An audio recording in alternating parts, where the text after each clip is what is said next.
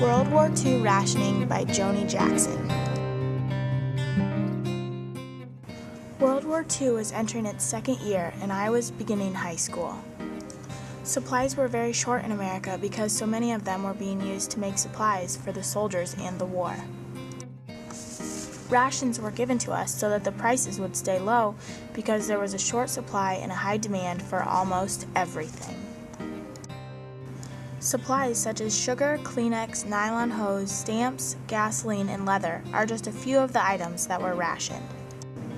Many everyday items such as bread, stamps, and gasoline were rationed every 2 or 3 weeks. My family had a hard time making it 2 weeks on one ration of bread and gasoline. To receive rations, we had to be issued a coupon book and prove that our family only had 2 pounds of sugar in our possession.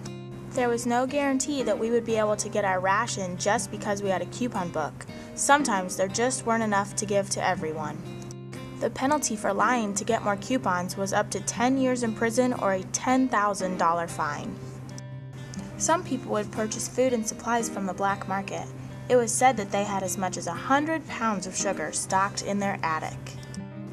Mother drove to the courthouse in town to receive our food and supply rations for each week.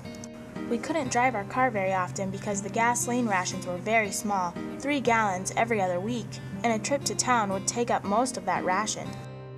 Our family was rationed a small bag of sugar, usually weighing only 8 ounces, and that had to last our family of 5 the entire week. If we were out of sugar, Mother used carrots to sweeten the baked goods. The leather supply was very short because there were so many soldiers that needed shoes and other supplies, so most of the time my sisters and I had to go barefoot. Many times the lines would be very long and the supplies ran out before everyone had their rations. The women of the household usually went to town to purchase rations. Very aggressive men would step on my feet and elbow their way to the front of the line to get their rations first, shouting at us while we waited patiently. The war ended in 1945, but rationing continued many months after the war ended because supplies were still very short. Sugar came off of ration in September 1953. Meat and bacon were some of the last items to come off of ration in June 1954, 9 years after the war had ended.